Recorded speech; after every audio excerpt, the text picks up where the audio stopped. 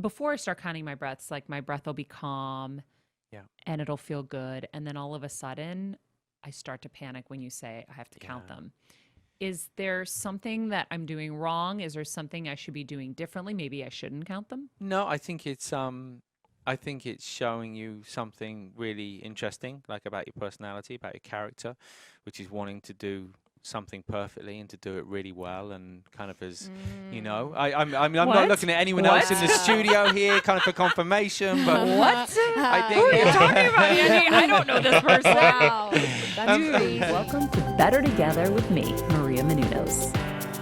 My guest today is the co-founder of guided meditation app Headspace, a mindfulness expert and a former Buddhist monk. He also is trained in circus acts. We'll get to that. Since its inception in 2010, Headspace has grown to over 30 million users in 190 countries, and it's dedicated to studying the science of meditation. Here to tell us more about that, please welcome Andy Puddicombe. thanks, guys. Thanks, man. Welcome. Thank you. So I feel like I know your entire journey because I've studied everything at this point. But you did have a pivotal moment in your life where you were involved in an accident that kind of changed everything, I think, for you. Yeah, I still think, there are a lot of different factors that led me to go away and become a monk.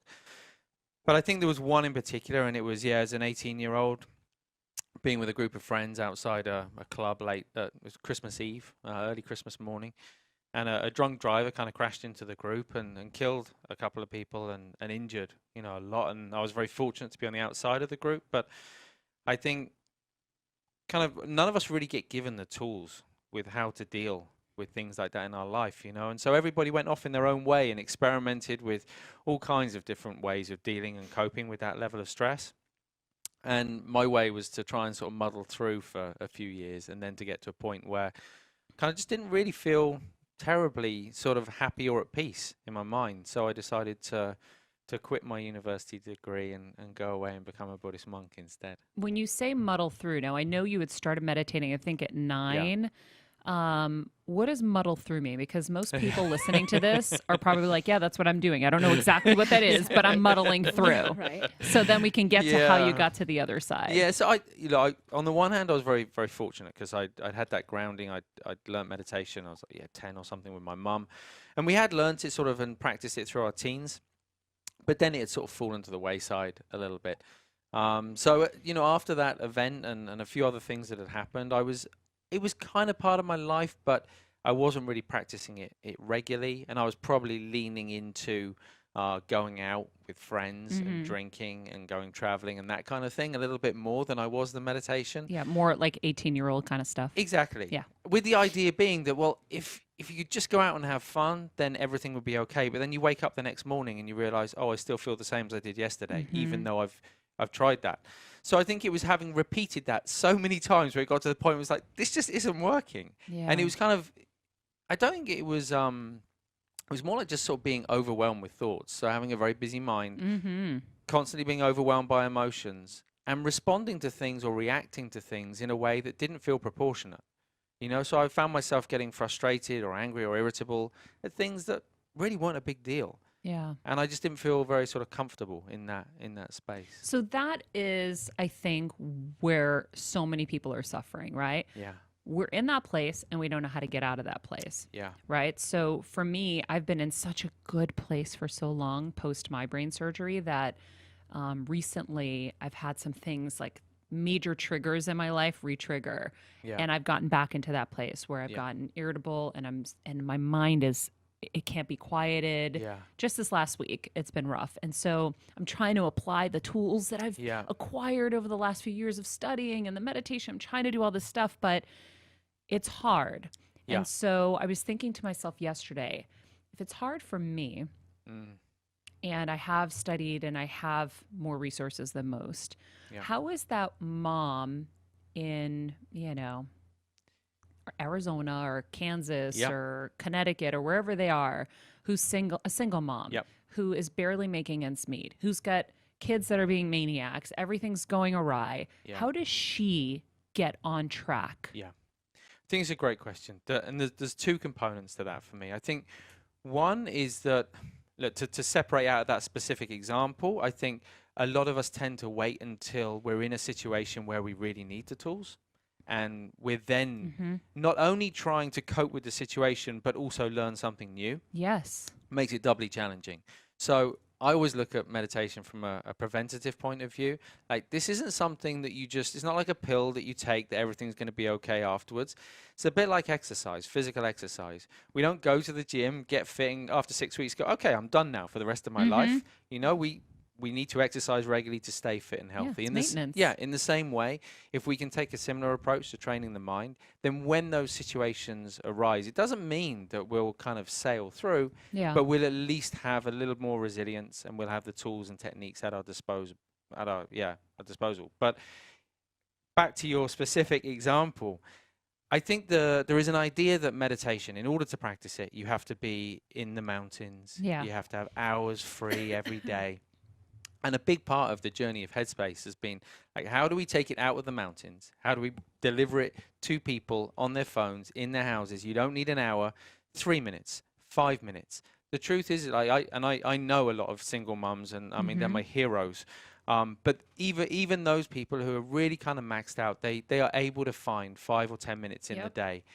And although it feels counterintuitive when there's so many things you need to do, actually by taking that 5 or 10 minutes out of the day, we become a little calmer, a little clearer, more productive, more focused. And the beauty of it is we are that much more likely to be attentive and caring towards the people around us. I agree. That's why I love Headspace so much, because they are bite-sized. Yeah. And so when I find myself revving high, like, and what I mean by revving high is, you know, when you're getting to that really stressed place, if I can step aside and do it for 5 minutes, it clears my mind, and then the right choices and right decisions come from there. Yeah. So that's how I always describe it to people. It's a great way to describe. I almost think it's like we're carrying these really heavy bags around in life. And when you stop, even if it's just for 1, 2, 3 minutes, it's a bit like just putting all the bags down, leaving the stuff behind that you don't need anymore, and continuing on in your life. Well, I was watching your TED Talk, and one thing that struck me, aside from your amazing juggling skills, right? Because I don't know how my attention span could not handle the focus that was required to do some of that stuff, but was talking about how busy our minds are. And I think if, you know, we think about our bodies in terms of like, okay, our bodies will get physically tired and we need to rest our bodies. We never really think about that for our minds. And so that was something that really stuck out to me from that TED Talk. Yeah, meditation is to the mind what sleep is to the body. And I think, you know, we all have this idea that we all know, we understand that we have to rest the body at least once a day and kind of get some sleep. And I just don't think we're moving, like, things have moved a lot in the last 10 years or so. But I still think we're kind of getting to a point as a society and understanding that actually the mind requires that rest as well. And it's not enough. Like, rest doesn't mean lying down on the sofa with our mobile phone in hand, scrolling through, and it's still distracted. The mind is still busy. Even when we watch TV, yes, it's relaxing, but relaxing doesn't necessarily mean addressing those aspects in our life and our mind that are still challenging. Yeah, especially when you're watching intense, like Game of Thrones or Handmaid's Tale, and you're like, Exactly. It's true. I had to stop watching that stuff at night because it was stressing me out so much. Yeah, but also more than that, it covers, it temporarily distracts us from what's going on in the mind. So often, you know, people will watch a show like that, and then afterwards, all the stuff that was bothering before, they lie down in bed, head hits the pillow, and all that stuff floods back into their mind. It's like, oh, I can't sleep. Like, all these thoughts. Those thoughts were there all the time. We just got distracted by something else. Yeah. That was all. Do you have a routine every day? I do. I have to say, my routine used to be, and it's probably no surprise having been a monk for a while, I was quite institutionalized. My routine used to be very kind of strict. With 2 young children in the house, it's quite a flexible routine these days. But I'm very lucky. I tend to get up around 5 in the morning. What time do you go to bed? We go to bed pretty early. In fact, my 3-year-old son, he's 4 now actually. He goes to bed later than I do. About 10 o'clock. Okay, 10 to 5. That's 7 hours. Yeah. So for me, that's good. I think it's different for everybody. And I will first go and train. So I'll go and exercise, running, cycling. Every day. Yeah, 6 days a week. Yeah. Okay. And then I normally do that. I'm very lucky. I have a place at the office where I can do that. And then I'll do my morning kind of practice, my meditation. Have a bit of breakfast and be ready for work kind of around 8 o'clock. And I either write or I record, or I'm traveling, kind of doing talks and things. But a lot of recording. So I'm mostly at the recording studio. And you see a difference if for some reason you don't do your routine, right? For sure. Yeah. I actually think as much as we all like change and we all enjoy sort of spontaneity, and look, there's loads of room for that in life, I think actually the human condition almost requires and necessitates like a degree of routine.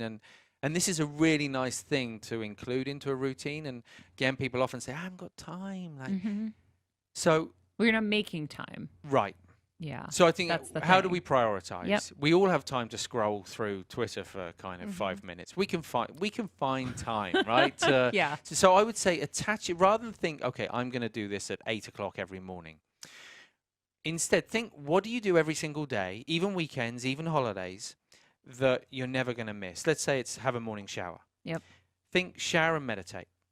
So that those two things become inseparable. And every time you have a shower, it doesn't matter whether it's part of your 6 o'clock work time routine or whether it's your 10 o'clock in the morning holiday routine, you still shower and then meditate. And by coupling it with something else like that, it can very quickly become part of a daily habit. I think, we talk about all of this stuff on the show all the time. And just this week when I kind of faltered, my routine was thrown off a little bit because my mom came into town and Kevin left town. Whenever Kevin leaves town, the dogs go crazy and then there's just disarray. And so when I sat down and spoke to somebody about it, I realized I've removed myself from some of the things that I know I need daily to make me happy. Right.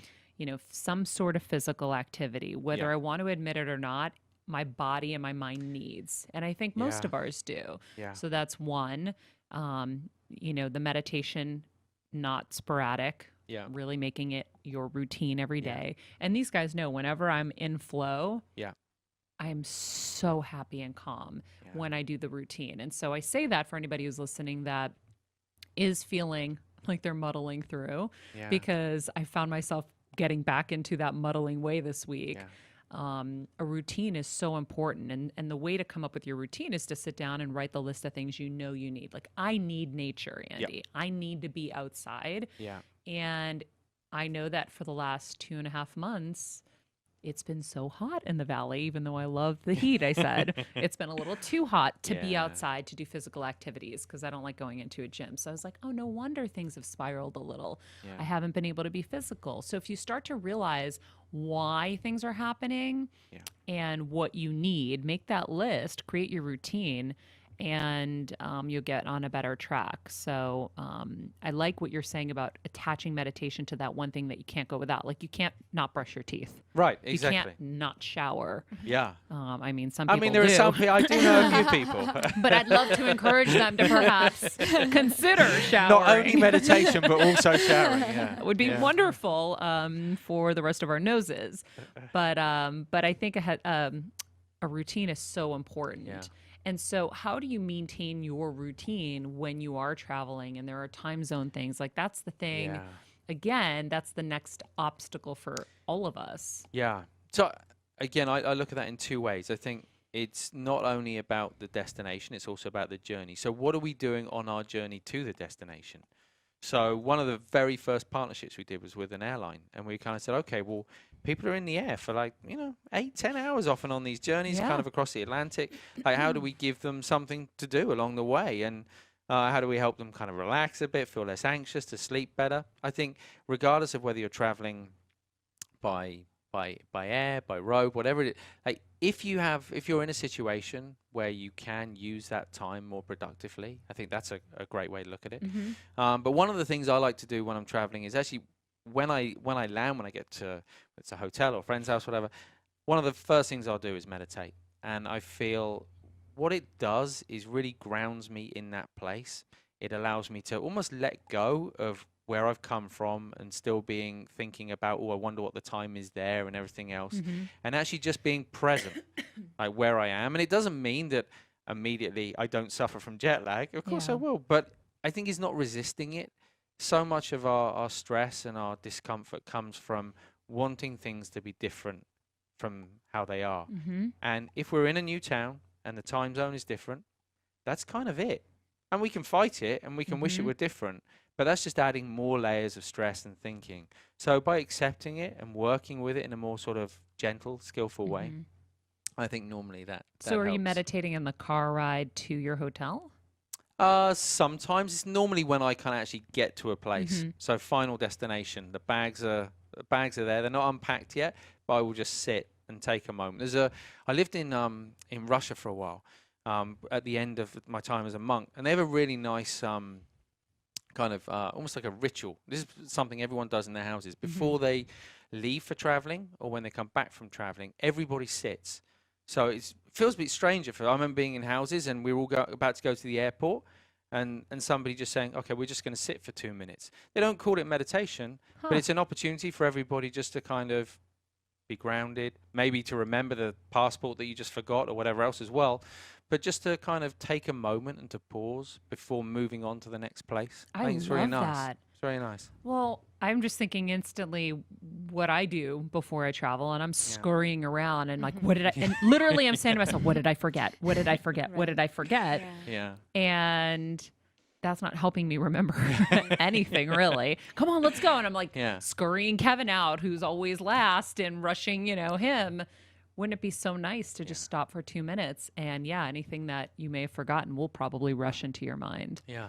I love that. Yeah, it was a really nice thing to do. They taught us about freezing vodka too. That was good. Really hard time. And sometimes it was good, and I could have that kind of, ethereal feeling that would just come. But most of the time I struggled. And 20 minutes is a lot For a lot of people. For most of us. Yeah. And so I didn't stick with it that much, a lot longer than I thought I would. And then I found another one called The Soul Sync on YouTube. Okay. And so she would talk me through, and I liked that a lot because I thought that was great. But again, that's 16-minute commitment. Right. 16 minutes in the morning sometimes isn't that great when you haven't built in your official routine, when you're kind of just winging your routine every day. So then what I love about Headspace is sometimes I'll look and I'm like, well, I've got 10 minutes. I can do 10 minutes. And I like being guided through it. One thing that I have found is sometimes when you have me count my breaths, I'll get anxiety. Right. So if I'm counting my breaths, before I start counting my breaths, like my breath will be calm and it'll feel good. And then all of a sudden, I start to panic when you say I have to count them.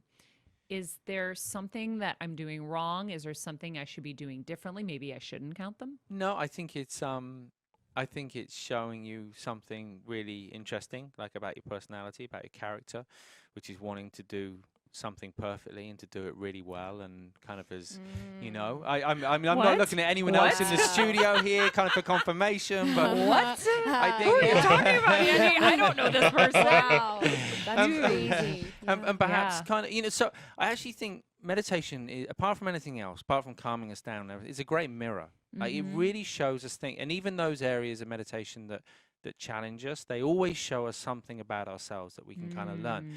So you can either take that information and you can kind of say, okay, so I'm aware that I tend to try to kind of go in that direction. Maybe I'm going to count and put a bit less pressure on myself. Or you can say, actually, I don't need to count.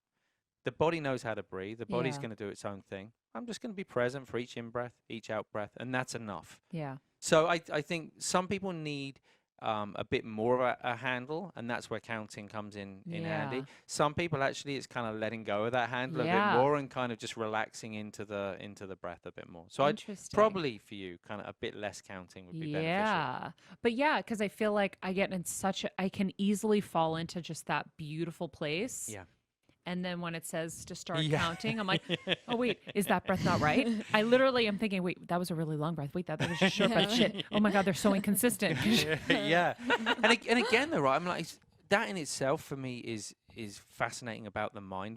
Often when we learn to meditate, we go from thinking about I don't know, oh, did I do this at home? Did I leave the gas on? Have I answered that email? To, oh, is that breath right? Is that breath? And actually, all we've done is transfer our busy mind from everyday activities to the technique itself. Yeah. And I feel like it's a bit like, one is natural. It's nothing to worry about. But I feel it's a bit like driving a car. So when you get in the car, at least in England, kind of where we have the whole stick shift clutch thing going on, like there's lots of things to kind of remember. And when you get in it, it's kind of, okay, right, check the gear stick, check the mirrors, and you kind of almost go through a checklist. And as you're driving to begin with, you tend to think a lot about those things. But the more familiar the driving becomes, actually you start to forget about the technical aspects of driving, and you simply enjoy the drive. Sometimes the drive is through a really busy city and it feels quite hectic. The mind is busy that day. Other days you're driving along the ocean road and it's so peaceful and calm. The mind's quiet that day. And it's knowing that the driving conditions are always different. But as long as you're in the car and making that journey, I feel like that's the most important thing. I love that. How long has Headspace been around for? So Rich Pearson is co-founder, very, very good friend of mine. And we got together about 10 years ago. So we worked on the brand for about a year and then launched back in 2010. And you guys are trying to get it FDA approved, right?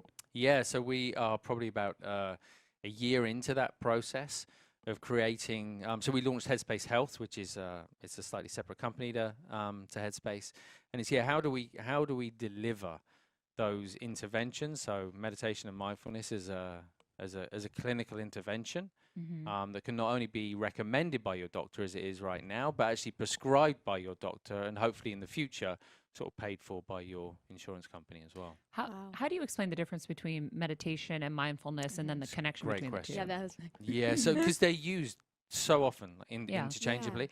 So I think the way it was taught to me was mindfulness is being present. And we can do that in any moment of our day. Like right now when we're chatting or when we're walking, when we're driving, when we're eating, when we're listening to music, any situation. But normally it's quite difficult to be present because we have this habit of being distracted. And even when we do experience it, it probably doesn't last for that long. So we need this exercise where we remove ourselves from the busyness of everyday life, all those activities, and we actually sit down and practice that quality of mindfulness. What does it mean to be present, not distracted? So that's all meditation is. It's learning the skill of mindfulness so that we can then carry it back into our everyday life. So I think that's a really important distinction because a lot of people think meditation, like that's the point. Yeah.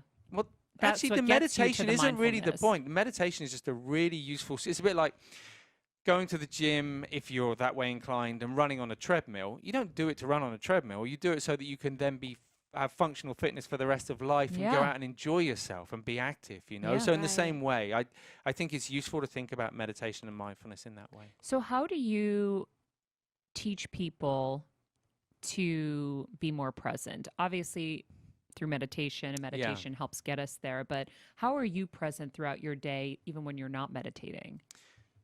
So there's an interesting kind of journey that takes place. I think when you're doing a lot of meditation, it almost inevitably bleeds into the rest of your life. I mean, so in a monastery, for example, there's a lot of hours that you're meditating and only a few hours in which you kind of need to be practicing mindfulness in everyday life. We have the reverse here, right? So we probably have, even if we're meditating for 10, 15 minutes, we still have 23 hours of the day where we have to kind of practice mindfulness. So then it becomes about, okay, so are there any things that you can do in your life to help you remember to be more mindful? And they can be really small things. I recommend doing just adding one thing a week. Don't start out on a Monday morning thinking, right, I'm going to be mindful all day long, the whole week. Never going to happen. Yeah. So instead It's like dieting. Yeah, You exactly, can't just go right? extreme with anything. Yeah. Exactly. So maybe, okay, first week. Okay, when I brush my teeth, I'm just, rather than kind of distracting myself, rather than thinking about stuff, I'm actually going to be present as I brush my teeth. And sure, you're going to think of stuff. Meaning what specifically? You're going to focus on the brush So- cleaning your teeth, the sensation in your mouth. Sensation, smell, taste. So bringing the body out of the thinking mind and into the physical senses. Or it might be your morning cup of coffee. People that wouldn't often associate coffee and meditation. But if you have that ritual of sitting down and maybe for 2 or 3 minutes having that morning cup of coffee, rather than sitting there scrolling on your phone, Yes. feel the warmth of the cup, smell the coffee, taste the coffee, actually be present for the experience of drinking the coffee rather than consuming something and doing something else at the same time. Mm-hmm. It might be opening and closing doors. You say, okay, my challenge for this week, every time I open and close a door, I'm going to be conscious of putting my hand out, getting hold of the handle, opening it and closing it. Mm-hmm. So things like that. I remember in London, I used to work in a clinic before we started Headspace. And I always say to people, okay, if you have to go to work and you walk down the street, just say the first 100 yards, the first 100 meters, whatever. Do you do yards or meters over here? I can't remember. We Yeah, do What do you feet. do? Yeah, feet. Okay. Yeah. We I do mean, feet. there's too many.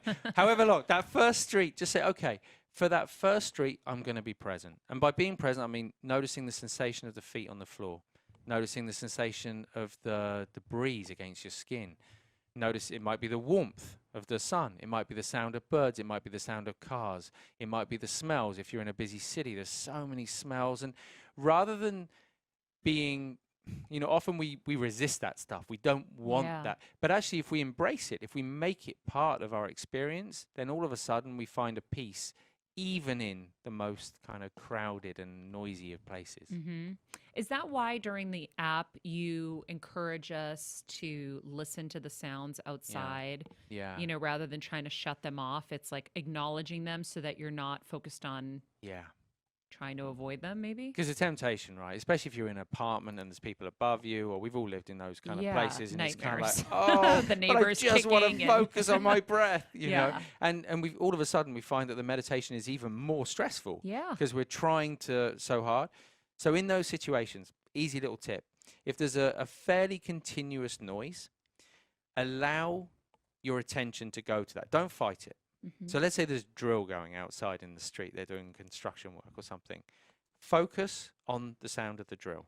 Just rest your attention on it, not resisting it, Mhm. just staying with it. And then when that disappears, come back to the breath. And all of a sudden you find that actually it's not the drill that's the problem. It's our resistance to the drill that's the Yeah. problem.